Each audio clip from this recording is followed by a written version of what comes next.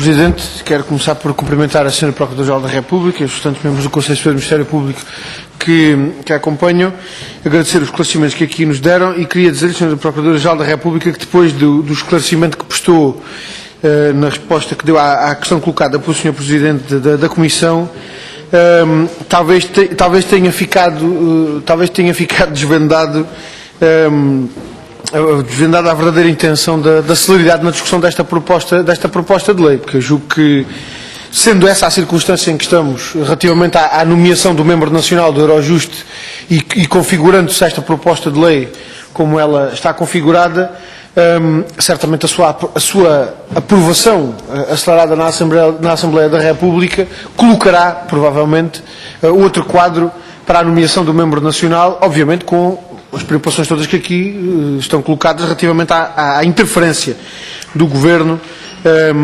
naquilo em que não devia interferir. E, portanto, com isto já deixo, de alguma forma,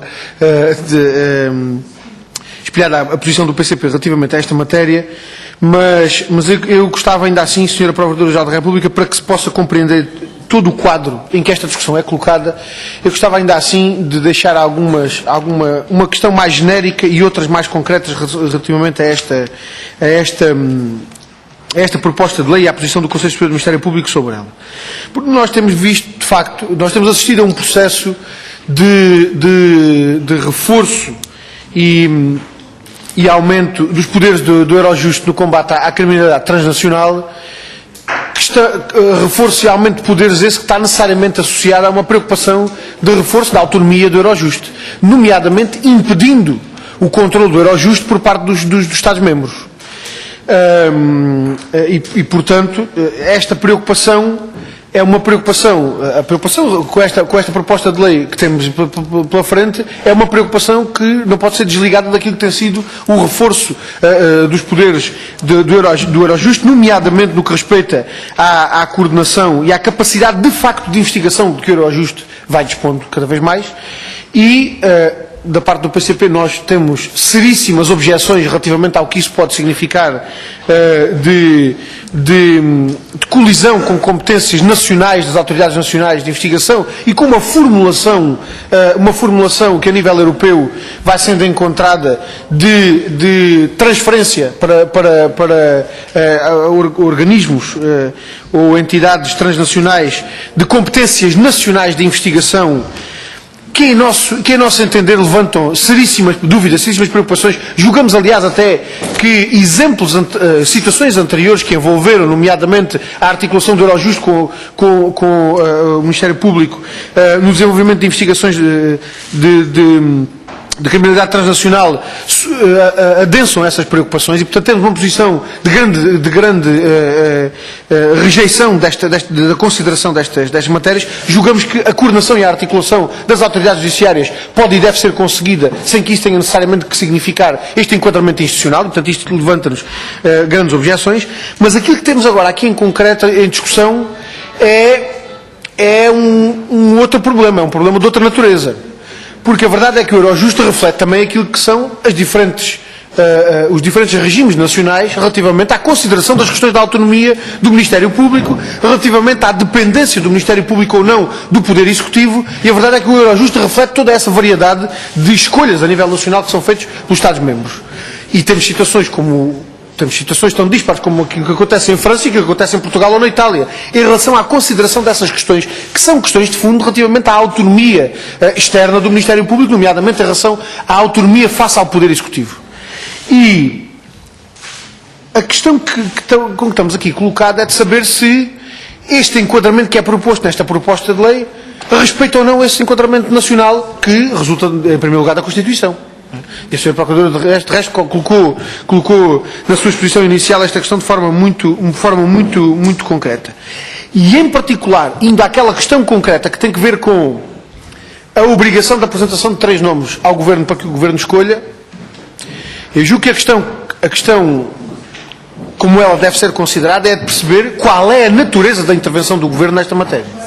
Ou seja, a intervenção do Governo na designação do membro nacional deve ser uma intervenção que garanta apenas a correspondência institucional com as instituições europeias para o qual esse membro nacional é eleito, ou a intervenção do Governo deve, de alguma forma, ter um caráter mais substancial relativamente à escolha da pessoa em causa. E essa, julgo eu, que é a discussão que nós temos pela frente. Não é? Porque a partir do momento em que se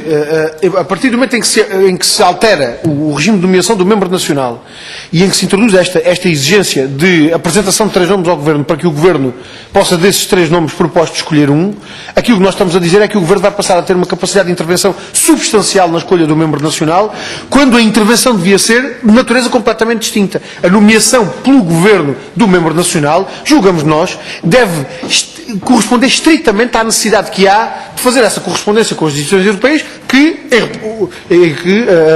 a representação nacional, a representação do Estado-membro de Portugal faz por via do seu Governo. Agora, a intervenção na escolha do Governo, na escolha do membro nacional pelo Governo, não deve existir. Essa deve ser uma escolha que corresponde ao Ministério Público, no quadro da sua autonomia externa, nomeadamente em relação ao Governo.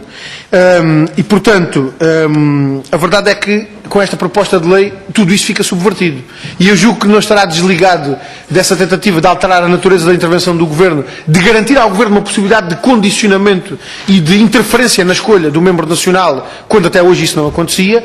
Não está desligado disso o afastamento do Conselho Superior do Ministério Público, portanto, todas as outras alterações que daí resultam, nomeadamente em relação à participação do Conselho Superior do Ministério Público nesta nomeação. Queria ainda colocar-lhe outras questões muito concretas e que têm que ver com isto.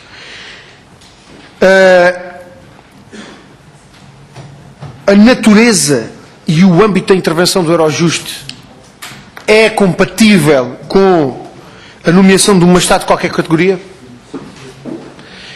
É institucionalmente adequado prever para o membro nacional e para o adjunto e o assistente nenhuma diferenciação em termos de categoria do magistrado a nomear? Por absurdo, por aplicação dos normativos que estão nesta proposta de lei, tal como ela está proposta, nós poderíamos ter um membro nacional de categoria inferior à do assistente e do adjunto. Porque não há uma definição de uma exigência relativamente à categoria do magistrado membro nacional. Não é? E, portanto, esta exigência, julgamos nós, sobretudo considerando aquilo que é hoje o âmbito de intervenção do Eurojust e as competências que lhe estão atribuídas, julgamos que é uma questão que não é despicienda. E uma última questão que tem que ver com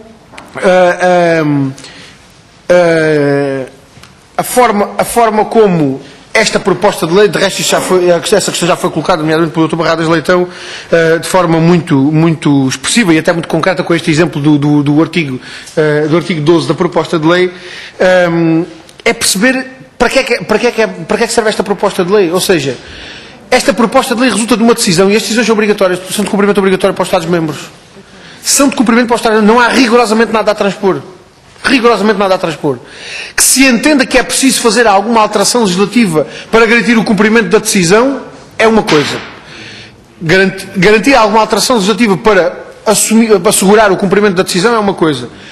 Assumir a transposição de uma decisão da União Europeia e à boleia dessa transposição condicionar aquilo até que são aspectos de organização interna do Ministério Público, parece-nos que ultrapassa toda a justificação que é apresentada para esta proposta de lei e de resto o exemplo deste artigo 12 que já aqui foi colocado é flagrantemente, traduz flagrantemente essa intenção de ir muito mais além do que aquilo que são as necessidades de alteração legislativa para adequar o sistema à decisão e portanto, registramos com muita preocupação também essa intenção do Governo e gostávamos também que, da parte da Sra. Procuradora-Geral da República, se tiver a oportunidade disso, nos possa dar a leitura completa daquilo que entendem que é